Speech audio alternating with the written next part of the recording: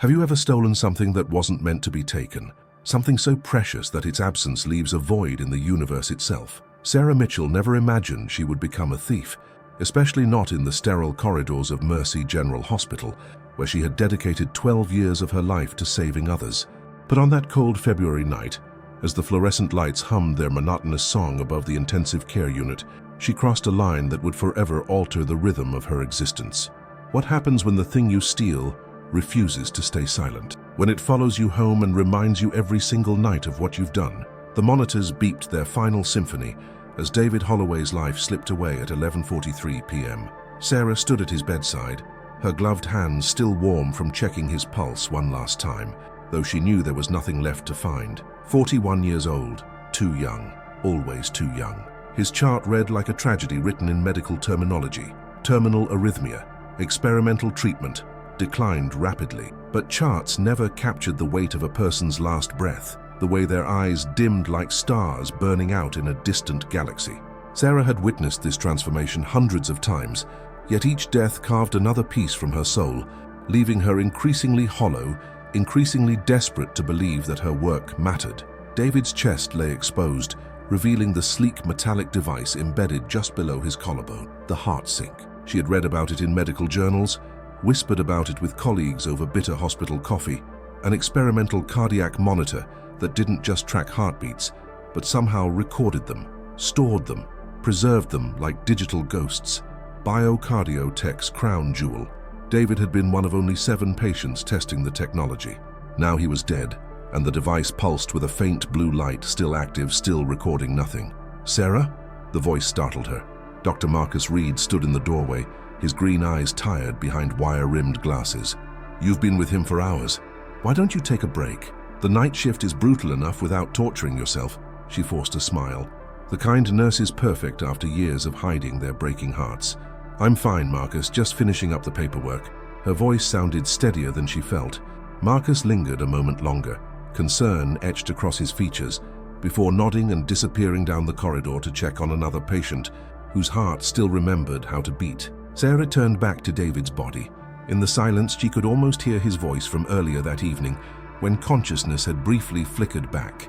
His words had been fragmented, desperate. "Please, save her. Use my heart. Someone else. Promise." She hadn't understood then. A dying man's confusion, she'd thought. But his eyes had been so clear, so urgent, pleading with her to do something. Anything to give his death meaning. Her hands moved before her mind could stop them. The HeartSync was designed for easy removal post-mortem, for data collection and analysis. 3 small clasps, a gentle twist. The device came free with a soft click that sounded deafening in the quiet room. Sarah's heart hammered against her ribs as she slipped the palm-sized apparatus into a scrub pocket. "What are you doing? This is insane. This is theft. This is wrong." But another voice, quieter and more desperate, whispered, "Maybe you can study it. Maybe you can help someone else. Maybe his death doesn't have to be meaningless." She completed the death certificate with trembling hands, her signature a shaky line of guilt. As she walked out of the ICU, the HeartSync felt impossibly heavy in her pocket, as if she carried not just a device, but the weight of David Holloway's entire existence. She had no idea that tonight, she hadn't just stolen a piece of medical equipment. She had stolen something far more dangerous, something that would refuse to let her forget, something that would beat against the walls of her sanity every night at 3:17 a.m., demanding to be heard. Sarah's apartment had never felt so suffocating. She sat on her worn couch at 2 in the morning, the HeartSync device resting on her coffee table like an accusation. The blue light had faded to black shortly after she brought it home, its battery finally surrendering after recording its last moments with David Holloway. She should have felt relief. Instead, the silence felt wrong, like the pause between lightning and thunder, when you know something devastating is about to strike. Sleep came reluctantly, dragging her into fitful dreams of hospital corridors that stretched into infinity. She woke at 3:17 a.m. to a sound that shouldn't exist. Thump, thump, thump, thump, thump, thump. A heartbeat, steady and rhythmic, echoing through her bedroom as if someone had placed a stethoscope directly against her eardrums.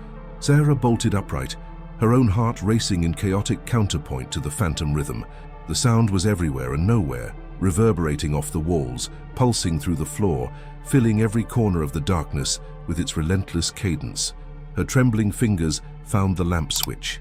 Light flooded the room, harsh and revealing, showing nothing but her familiar bedroom, the dresser with scattered jewelry, the closet door slightly ajar, the framed photo of her sister Emily smiling from her graduation.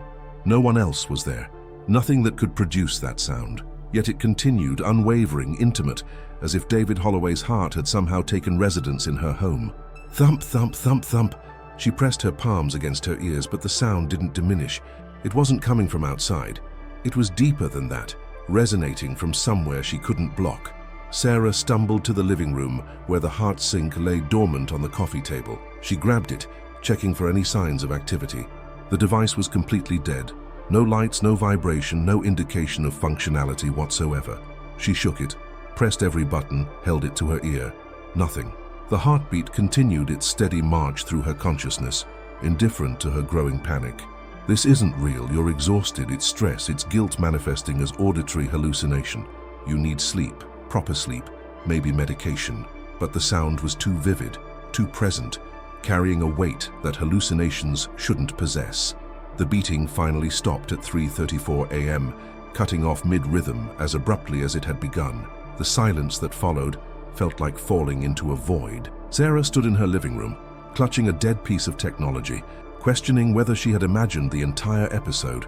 17 minutes. It had lasted exactly 17 minutes.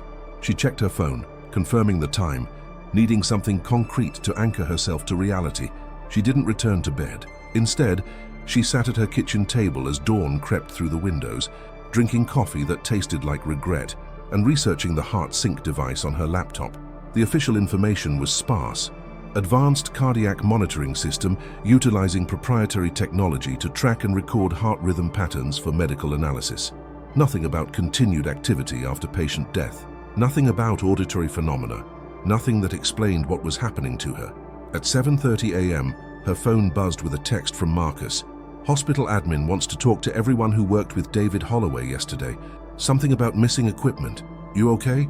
Sarah's hand shook as she typed her reply. I'm fine, see you at work. But she wasn't fine. She was haunted by a heartbeat that refused to stop, and she had no idea that this was only the beginning of David Holloway's message from beyond the grave. The investigation started quietly, like a disease spreading through whispers before erupting into full-blown crisis. Sarah sat in the hospital's administrative conference room, watching Dr. Victoria Chen from BioCardio Tech conduct interviews with the cold precision of a surgeon making incisions. Chen was striking in an unsettling way, razor-sharp cheekbones, silver-streaked black hair pulled into a severe bun, eyes that seemed to calculate the value of everything they observed. She wore a perfectly tailored black suit that screamed corporate authority, and when she spoke, her words carried the weight of someone accustomed to getting exactly what she wanted. The HeartSync device is proprietary technology, worth approximately $3 million, Chen explained to the gathered staff, her voice devoid of emotion. It contains irreplaceable research data from our clinical trial. Its disappearance is not just theft. It's a setback to medical advancement that could cost lives. Sarah felt those calculating eyes sweep across the room, pausing fractionally on each face, searching for tells, for guilt, for any crack in the facade. When Chen's gaze landed on her, Sarah forced herself to maintain eye contact, to breathe normally, to become invisible through perfect normalcy. After what felt like an eternity, Chen's attention moved on. Marcus found Sarah in the break room an hour later, where she was pretending to eat a sandwich that tasted like cardboard and anxiety. That woman gives me the creeps, he said, pouring himself coffee. She acts like someone stole the Holy Grail instead of a medical device. I mean, yes, it's expensive, but the way she's interrogating everyone, you'd think it contained nuclear launch codes. He sat across from her, his familiar presence offering momentary comfort. The weird part, she's not asking standard theft questions. She keeps asking if anyone noticed anything strange about the device before David died, if he said anything unusual, if he seemed agitated. It's like she's more worried about what information might be on it than the device itself. Sarah's appetite vanished entirely. Maybe he discovered something about the trial, something that concerned him. The words came out before she could stop them, revealing more knowledge than a casual observer should possess. Marcus tilted his head, studying her with the same attentiveness he applied to difficult diagnoses. You noticed something, didn't you? In his final hours, she wanted to confess everything, to unburden herself to the one person she truly trusted, but fear locked the words in her throat. What could she say? That she had stolen the device? That a dead man's heartbeat was haunting her bedroom every night? That she was losing her grip on sanity?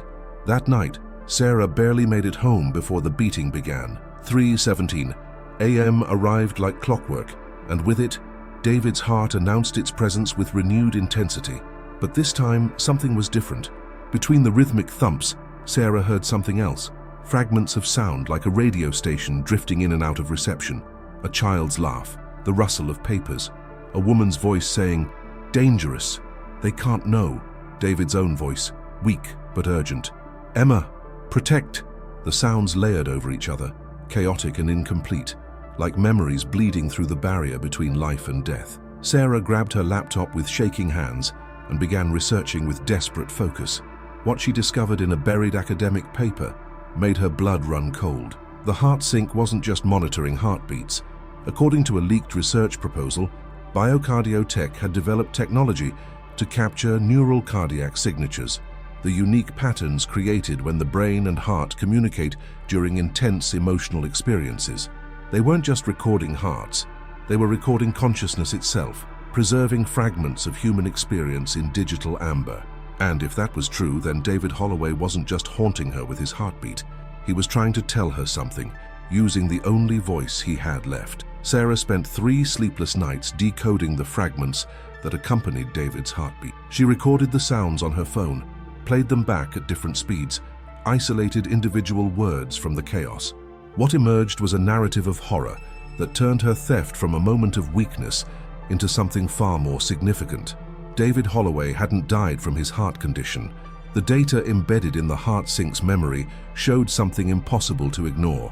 A sudden electromagnetic pulse at 11:41 p.m., 2 minutes before his official time of death, followed by cardiac arrest.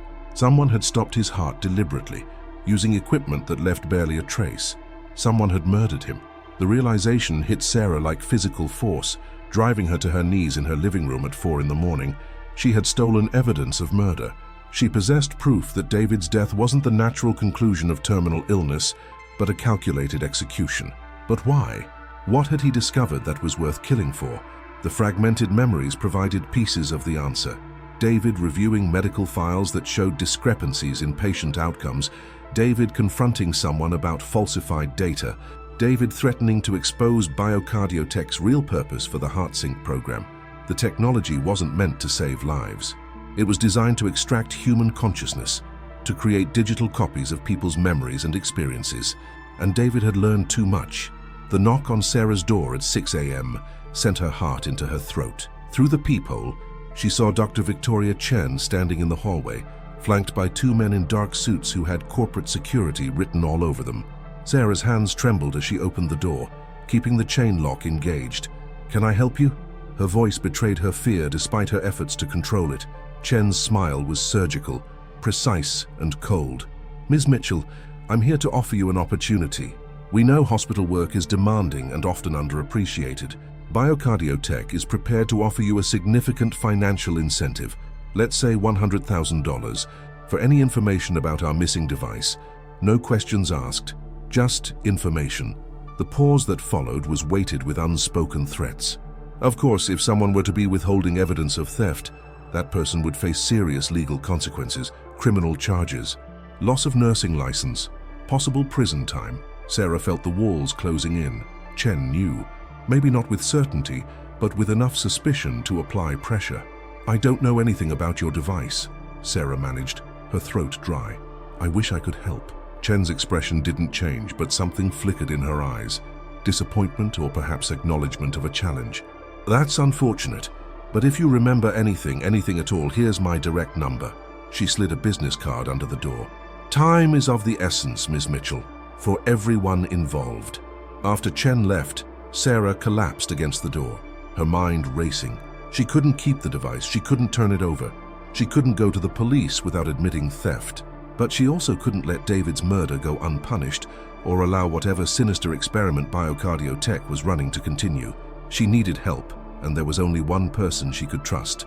With shaking hands, she texted Marcus, "I need to see you." alone. It's urgent. I did something terrible, and now people might die because of it. Marcus arrived at Sarah's apartment within an hour, his face etched with concern and confusion. When she showed him the HeartSync device and explained everything, the theft, the nightly heartbeats, the fragmented memories, the evidence of murder, he didn't react with the judgment she had feared.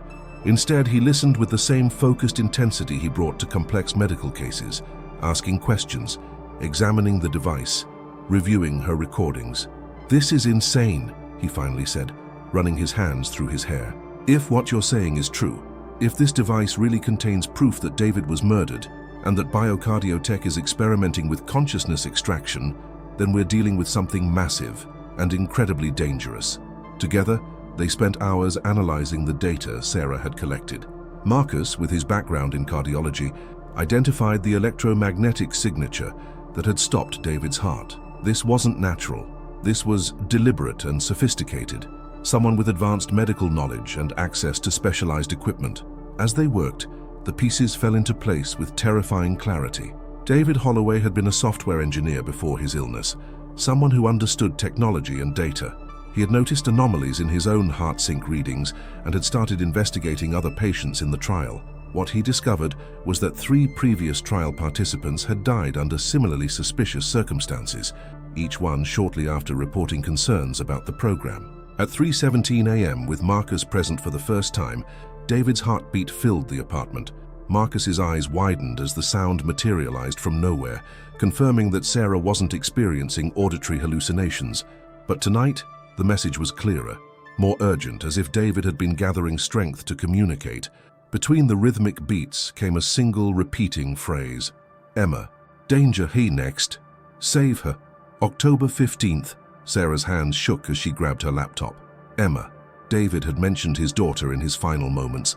She searched for information about David Holloway's family and found the obituary. Survived by daughter Emma Holloway, age 8, currently in the care of her aunt Patricia Morrison. Marcus pulled up hospital records through his secure access. What they found made Sarah's blood turn to ice.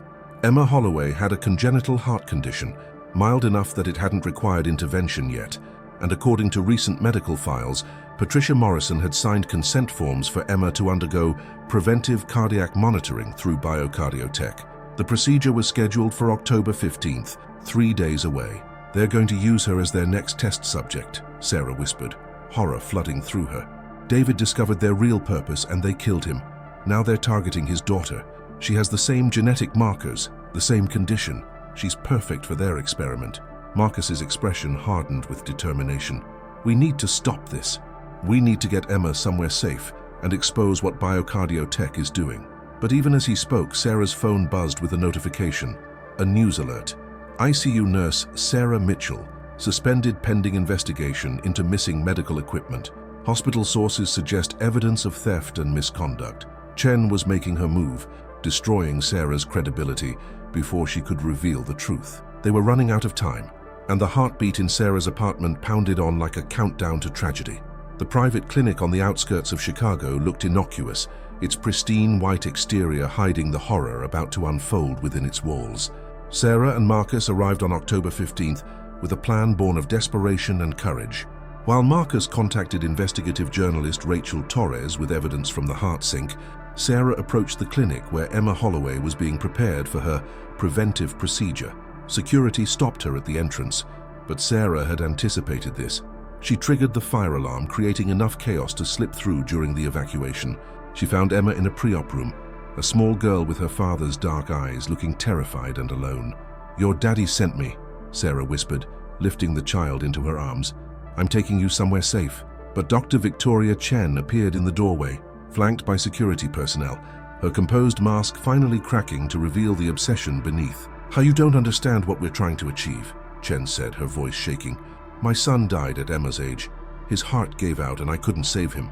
But this technology, it can preserve consciousness, transfer it, maybe even bring people back. Emma could help us perfect it. Her father's data was corrupted, but she has the same genetic profile.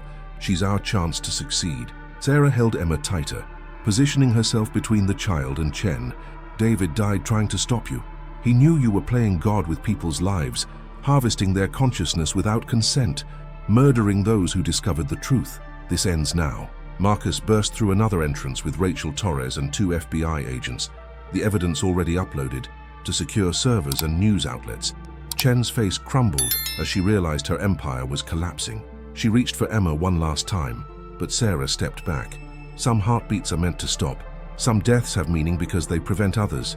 David's sacrifice won't be wasted. BioCardio Tech was dismantled within weeks. Chen faced multiple charges, including murder and illegal human experimentation. Emma found a safe home with a family friend who actually loved her.